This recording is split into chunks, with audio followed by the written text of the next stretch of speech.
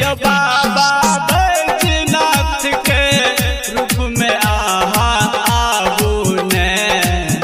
Corona के भगाबू ने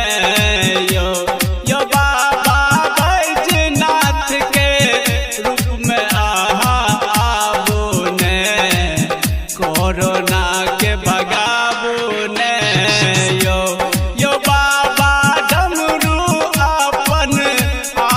कने बजाबू ने कोरोना के भगाबू ने यो डीजे सुमित सतीश रैमा।